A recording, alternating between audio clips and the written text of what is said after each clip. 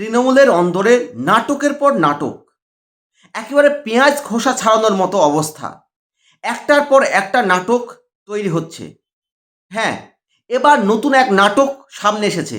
সেটা হচ্ছে তৃণমূল কংগ্রেসের প্রতীক এবং সেই দলের তহবিল কাদের দখলে থাকবে, মমতা বন্দ্যোপাধ্যায় শিবির নাকি ঋতব্রত বন্দ্যোপাধ্যায় শিবিরের হাতে। আর সেটা নিয়ে ইলেকশন কমিশনারের দ্বারস্থ হয়েছে দুই শিবিরই।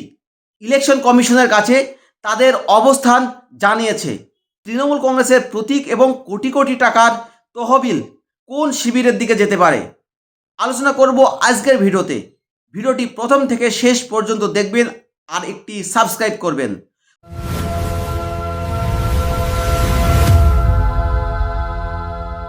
নমস্কার বন্ধুরা, আপনারা দেখছেন দ্য আনকাট রিপোর্টার, আর আপনাদের সঙ্গে আমি শুভায়ুর।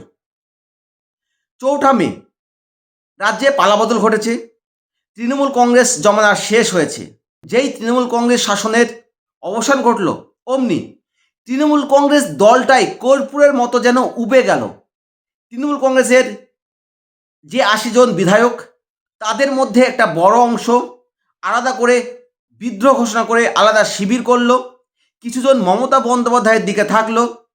আবার সংসদীয় রাজনীতিতেও 28 জন লোকসভার এমপির মধ্যে 20 জন সাংসদ আবার একদিকে হয়ে তারা এনসিপিআই নামে একটি রাজনৈতিক দলে যোগ দিল।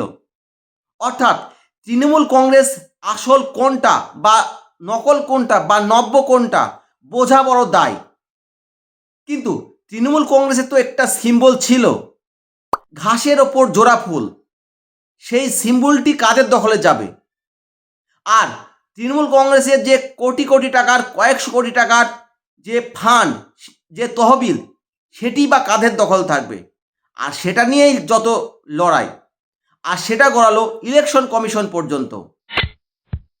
মমতা শিবিরের পক্ষ থেকে কল্যাণ বন্দ্যোপাধ্যায়, মহুয়া মৈত্র এবং রাজ্যসভার সাংসদ সাগরিকা ঘোষ ইলেকশন কমিশনের কাছে তাদের চিঠি, মমতা বন্দ্যোপাধ্যায়ের স্বাক্ষরিত 14 পাতার চিঠি এবং কিছু নথি তারা জমা দিয়েছে।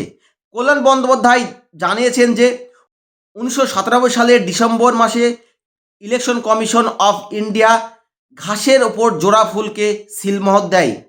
সেই সময় তৃণমূল কংগ্রেসের নাম ছিল পশ্চিমবঙ্গ তৃণমূল কংগ্রেস, আর কর্মসমিতির মেয়াদ ছিল 3 বছর। পরবর্তীতে 2000 সালে তৃণমূল কংগ্রেসের নাম চেঞ্জ হয়। তৃণমূল কংগ্রেসের নাম হয় সর্বভারতীয় তৃণমূল কংগ্রেস। কর্মসমিতির মেয়াদ 3 বছর থেকে 5 বছর হয়, এমনটাই জানিয়েছেন সাংসদ কল্যাণ বন্দ্যোপাধ্যায়। সংবাদে প্রকাশ, ঋতব্রত শিবির জানিয়েছে নাকি কর্মসমিতির যে মেয়াদ সেটা 3 বছর, ফলে 2025 সালেই এই মেয়াদ শেষ হয়েছে। আর অধিকাংশ বিধায়ক, কাউন্সিলর, নেতা তার সঙ্গেই রয়েছে। কিন্তু কল্যাণ বন্দ্যোপাধ্যায় আরও এক ধাপ এগিয়ে জানিয়েছেন যে যদি 25 সালে শেষ হয়ে থাকে, তাহলে বিধানসভা ভোটে লড়ার সময় মমতা বন্দ্যোপাধ্যায়ের সই নিয়ে কিভাবে তিনি সিম্বলটা নিলেন, তিনি প্রশ্ন তুলেছেন।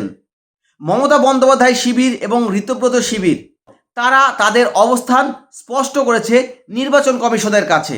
এখন তৃণমূল কংগ্রেসের প্রতীক এবং তহবিল কোন দিকে যায়, এটা সকল মানুষের চোখ থাকবে।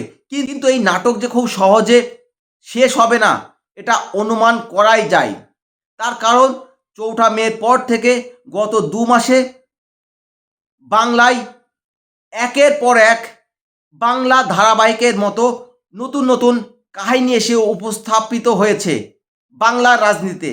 আর সেই কাহিনী যেন চলতেই থাকছে। নতুন করে যোগ হয়েছে তৃণমূল কংগ্রেসের সিম্বল এবং তহবিল কাদের দখলে থাকবে, আর সেটা নিয়েই দুই শিবির যেন এক চুলও জমি ছাড়তে রাজি নয়।